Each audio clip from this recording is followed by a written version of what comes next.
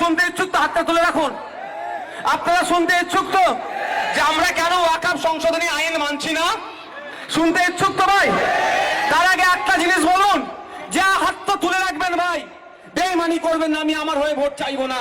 কিন্তু আমি আপনাদের কাছে একটা প্রশ্ন, হাত তুলে রাখবেন যে আপনারা এই দুর্দিনে যাদেরকে ভেবেছিলেন আপনার পাশে থাকবে, আপনার ওয়াকফে নিয়ে কথা বলবে, আপনারা মিটিং মিছিল করবে, সে আপনাকে দিল্লি যাওয়ার নিদান দিচ্ছে 2026 সালে।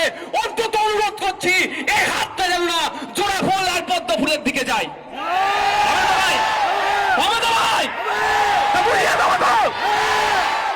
আমাকে ভোট দেবেন না দেবেন আপনাদের ব্যাপার, খাম চিহ্নে ভোট দেবেন না দেবেন আপনাদের ব্যাপার, হাতটা নামান। কিন্তু অনুরোধ আপনার কাছে, পদ্ম ফুলে তো দেওয়ার কোনো প্রশ্নই আসছে না, থাকে কি জোড়া ফুল, ওটাতে যাবে না তো ভাই? জবাব দেবেন তো ভাই? আমি বলছি না যে ওই জোড়া ফুলে না দিয়ে আমাকে দাও, ওটা বলছি না। যেখানে ইচ্ছা ভালো লাগবে দেখবেন, যদি আমাকে না ভালো লাগে নোটা আছে নোটাটা দেবেন, কিন্তু মমতা ব্যানার্জিকে একবার শিক্ষা দিয়ে দেবেন যে তুমি আমার আমি ভোট ছাড়া ক্ষমতার মসনাতে বসতে পারবে না। সময় এসেছে শিক্ষা দেওয়ার। আমি অবাক হয়ে যাচ্ছি। আচ্ছা বন্ধু আসল কে ভাই? আসল বন্ধুটা কে? যে বিপদে বাসা থাকবে।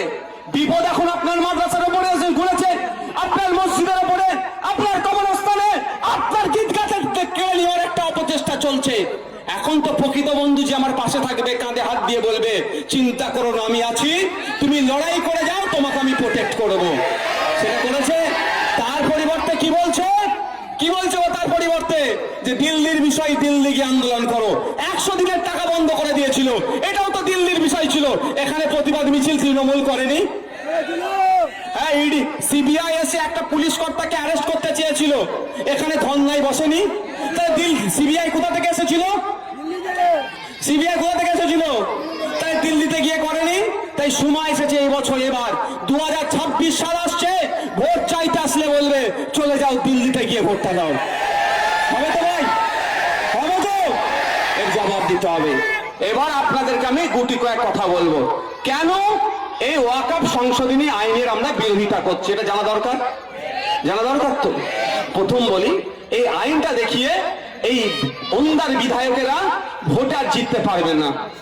ও মা, হিন্দু মানুষরা ওকে বুঝে নিয়েছে, এই ভকাশ ও বুঝে নিয়েছে বিজেপি ভকাশ। বিজেপি আর তৃণমূল আলাদা নয়। কেন বিজেপিকে ভোট দিয়েছিল? বিজেপি একটা বড় দল, তৃণমূলের অত্যাচারের হাত থেকে বাঁচবো বলে, তাই তো নাকি? হিন্দুরা এই জন্যই ভোট দিয়েছিল। এখন কি হিন্দুদের লাভ করতে পারছে? বরঞ্চ হিন্দুরা ক্ষতিগ্রস্ত হচ্ছে। এই বিজেপি তৃণমূল হাত মিলিয়ে তৃণমূলকে বাঁচিয়ে দিচ্ছে। তো ভয় পাচ্ছে এবার হারবে, ওই জন্য হিন্দু মুসলমান খেলা খেলতে চাইছে।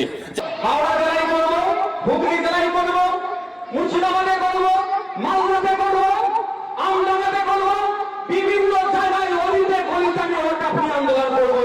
ক্ষমতা থাকলে মমতা ব্যানার্জিকে বলে দিতে বলো আমাদের আন্দোলন বন্ধ করে দিতে।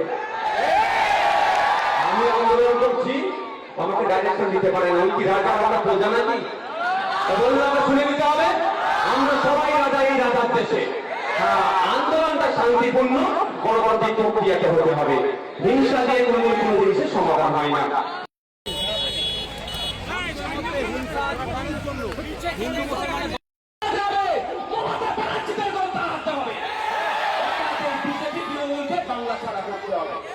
এরা বাংলায় থাকলে মানুষে মানুষে বিভেদ লাগিয়ে দেবে। এরা বাংলায় থাকলে হিন্দু মুসলমানের মধ্যে যে সম্প্রীতি ছিল সেটা নষ্ট করে দেবে। এরা বাংলায় থাকলে একেবারে হিন্দু মুসলমান কাঁধে কাঁধ মিলিয়ে আমরা যে বসবাস করছি সেটাকে ধ্বংসেরা করে দেবে।